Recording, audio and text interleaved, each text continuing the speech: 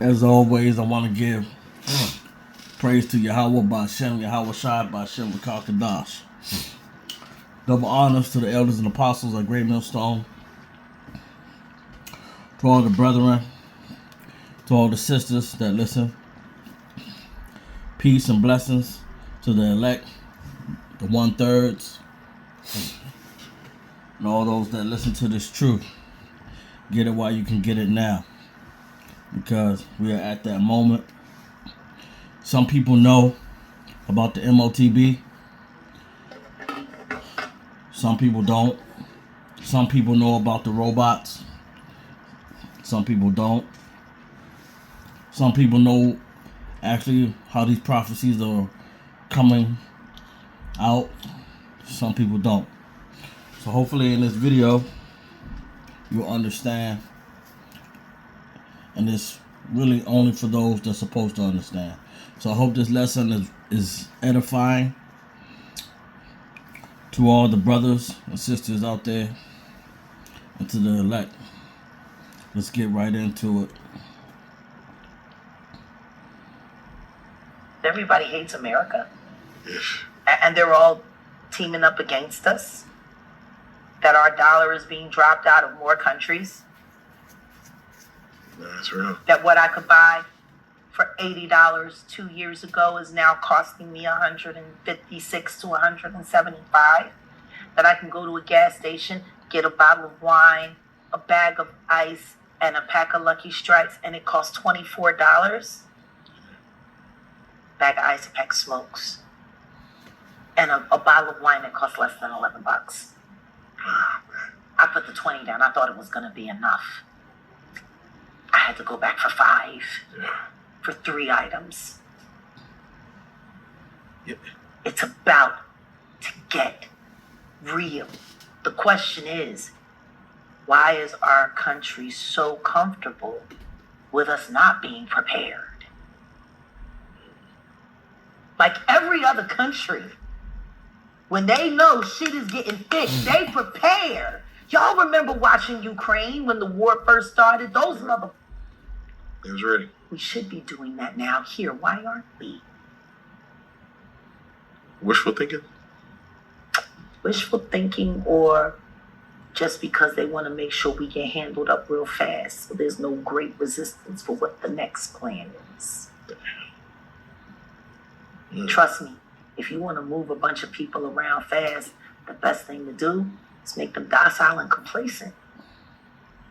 Then you ain't got to do a whole lot. It's like going in to rob a house and you see a big dog there, and then you throw the steak out and the dog is your best friend, and now you can steal whatever you want. You rubbing his belly, everything good. Maybe that's what that girl did to Sammy. You know, we gotta stop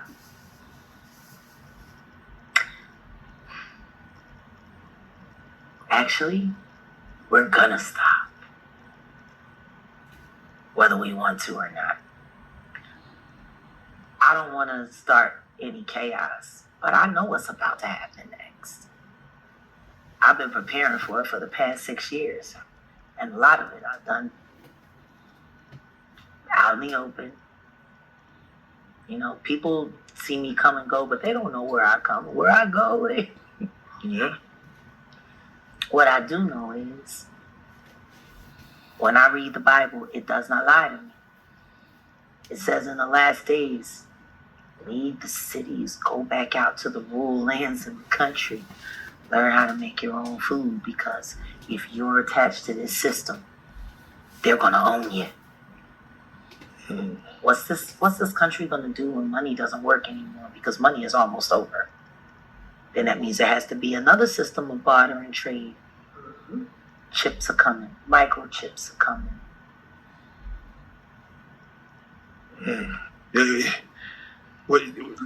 Probably one of the biggest questions that we get from our customers. What do you feel is coming for this country in the next 50 to 100 years? I feel like this country is going to find out it was never a country at all. It was always a plan for another plan. We're fighting for position here now.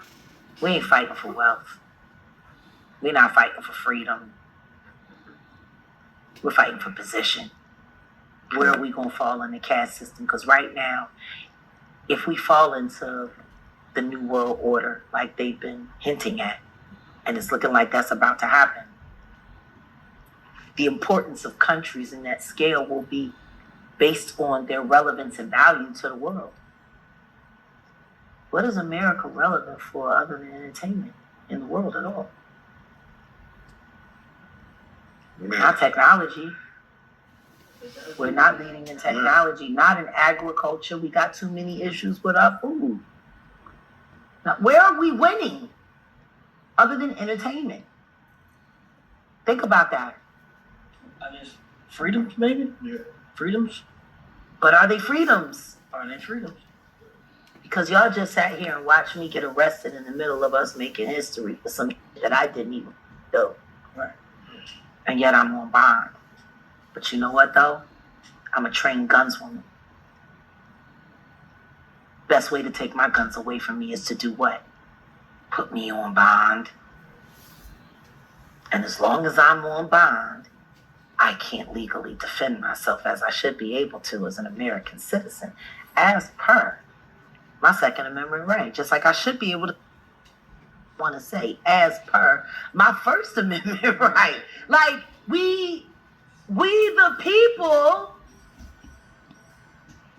Who the is the people?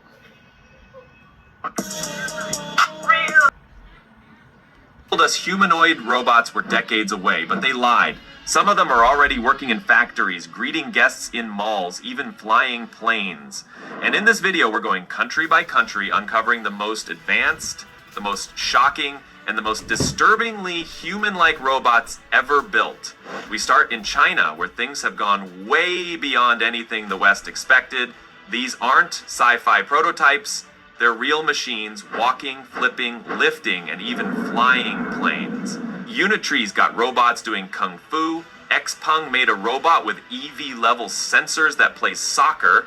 And there's one bot that just ran a half marathon like it was nothing. Seriously.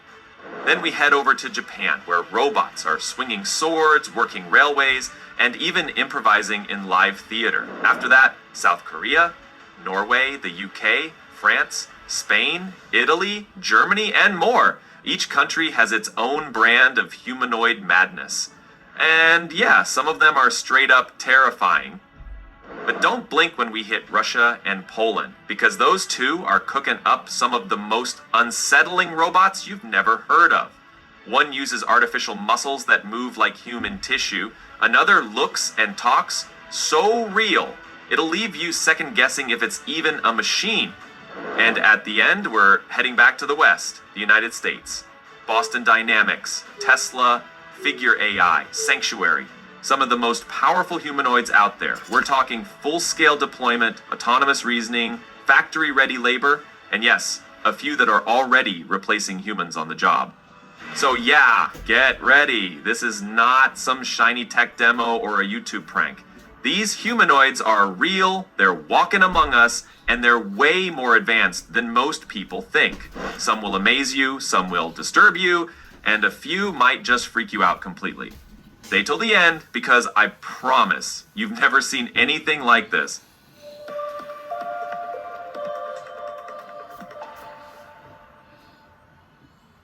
Okay, we all know that. Hey Meta, this dish is good. The little robot that does kung fu, dances like it's on TikTok, and casually flips backwards like it's no big deal. But behind the viral clips is something way more impressive. This machine might just be the first true consumer-grade humanoid robot. Standing about 4 feet 4 inches tall, or 1.32 meters, and weighing 77 pounds, 35 kilograms, the G1 is compact, fast, and surprisingly affordable. It launched in May, revealed in 2024. This biped stands about 5 feet 7 inches, 167 pounds, 76 kilograms, and is built to tackle the kind of repetitive, physically taxing jobs most humans would rather avoid. Equipped with full body articulation and advanced AI perception, Walker S and an advanced control system that emulates human running mechanics.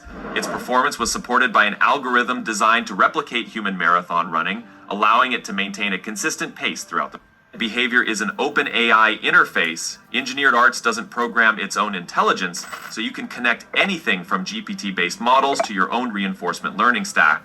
The underlying chassis has evolved too. It's now more modular, lighter in construction, and equipped with upgraded servos that allow for more fluid body movement and finer hand gestures, powering its humanoid with tendon-driven artificial muscles modeled after the way real human tissue works. These muscle units contract, relax, and flex with variable tension, enabling movement that's eerily smooth, sometimes indistinguishable from an actual person. Clone Alpha stands around 5 feet 10 inches and weighs about 154 pounds, 70 kilograms. It's not just the limbs that are biologically inspired. Everything from joint placement to grip behavior has been mapped from human biomechanics. Each finger, for example, is driven by bundled tendons and pressure sensors, capable of reacting to micro-resistance in real time. In early demos, pounds, 62 kilograms, with a full body structure designed for research, demonstration, and national tech prestige. Verna V can walk, turn, balance on uneven terrain, and even climb shallow steps.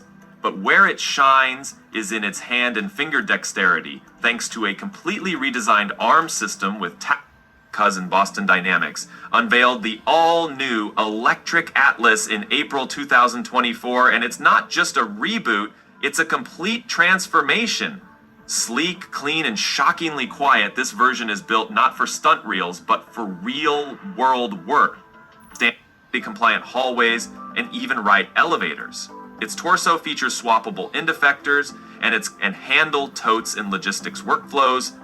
Fidget can now self-right after falling, and newer updates have added autonomy. While not built for speed or heavy labor, she can walk short distances, gesture fluidly, and use her hands for simple object interaction. That opens the door to roles in retail, concierge services, therapy settings, and even companionship application.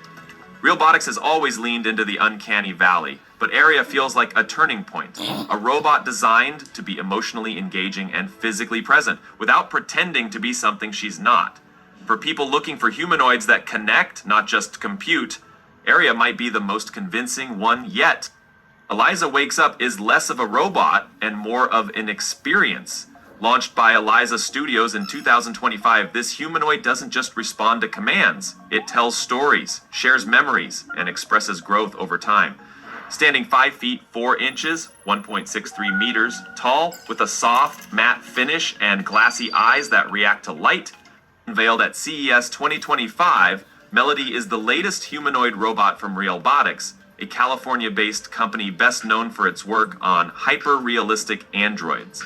But unlike their earlier creations focused on entertainment and companionship, Melody marks a shift toward broader use cases: education, therapy, hospitality, and interactive retail.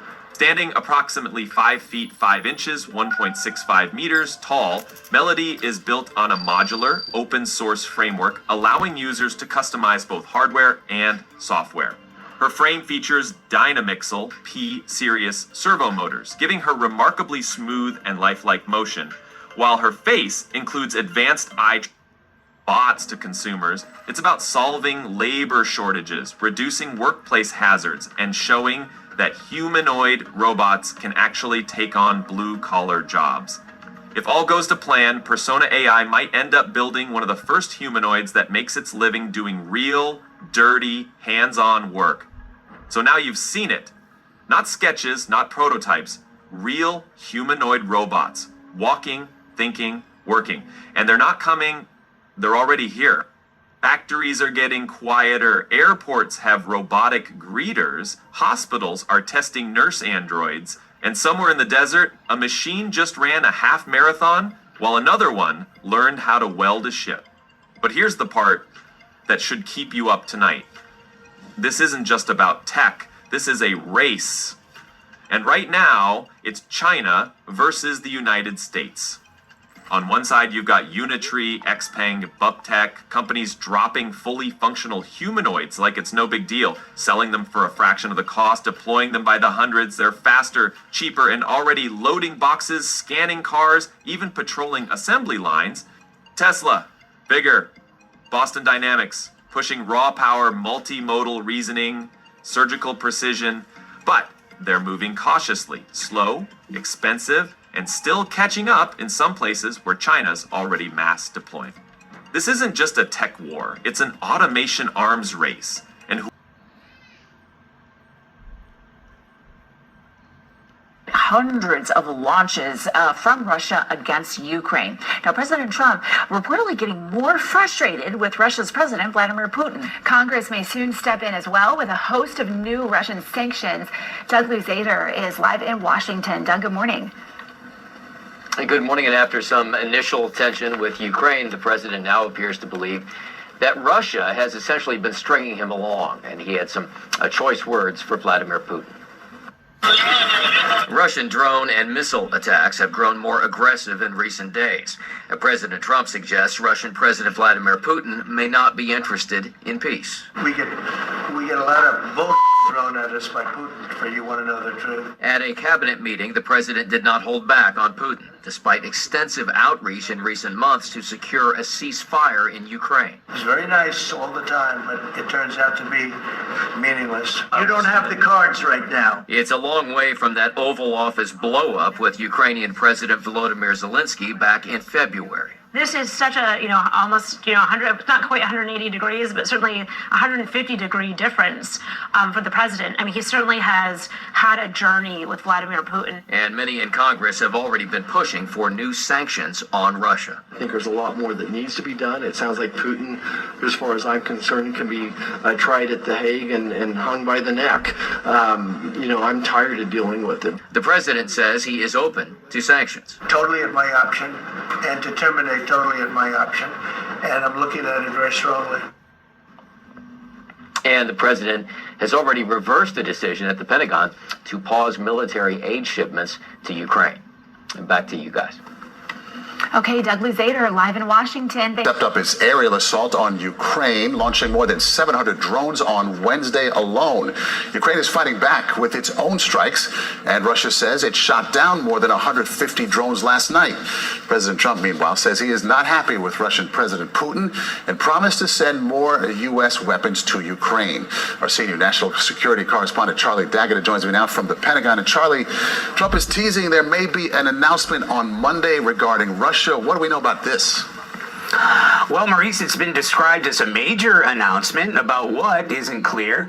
It might be officially announcing the proposal that would see NATO partners supplying Ukraine with American weapons. NATO would then be paying for those weapons as a sort of backfill. So it avoids the U.S. from directly supplying Ukraine with weapons. It also comes on a day that his main envoy to Ukraine, retired General Keith Kellogg, arrives in Kyiv for talks.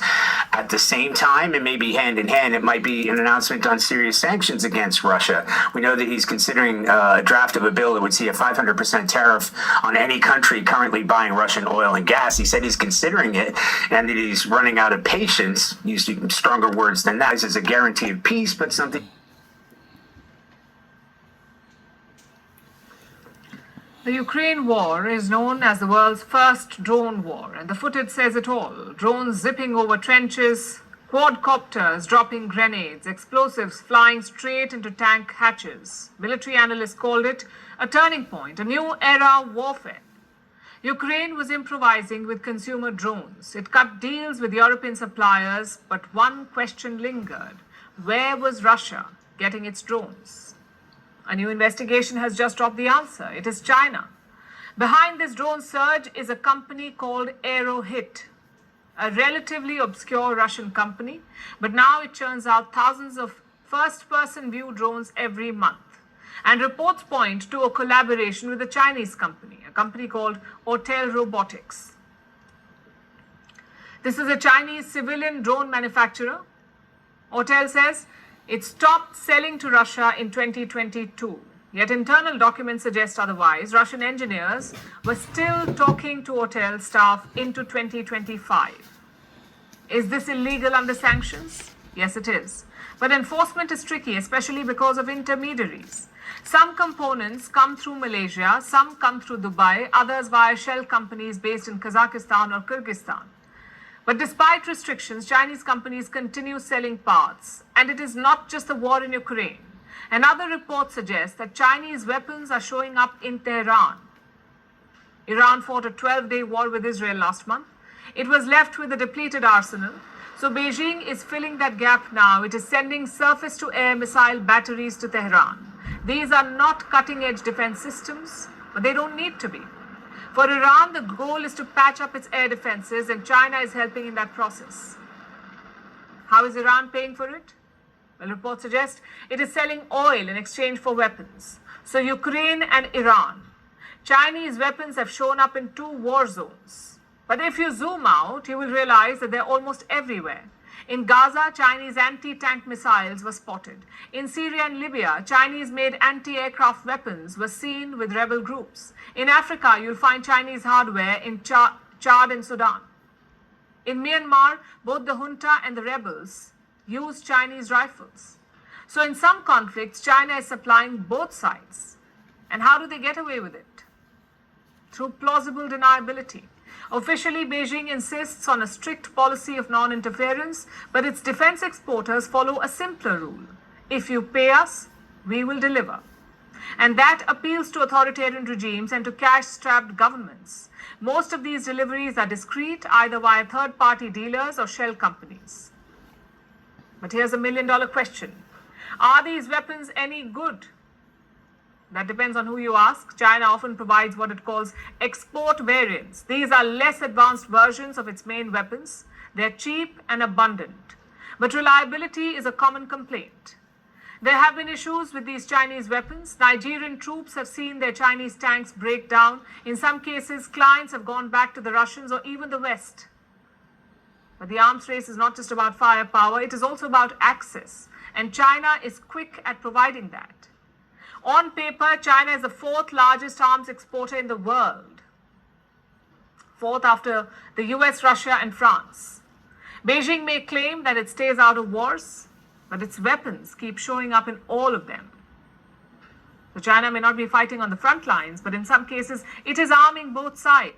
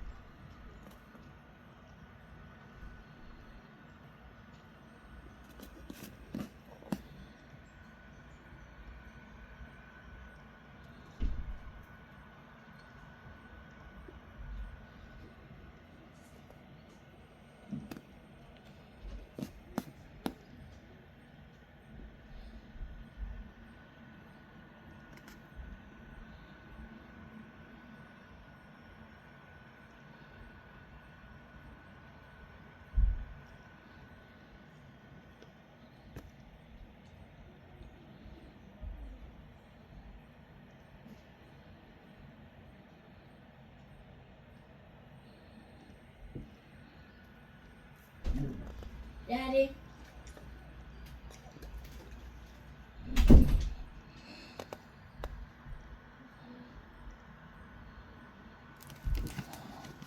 Don't take my word for it. It's right there.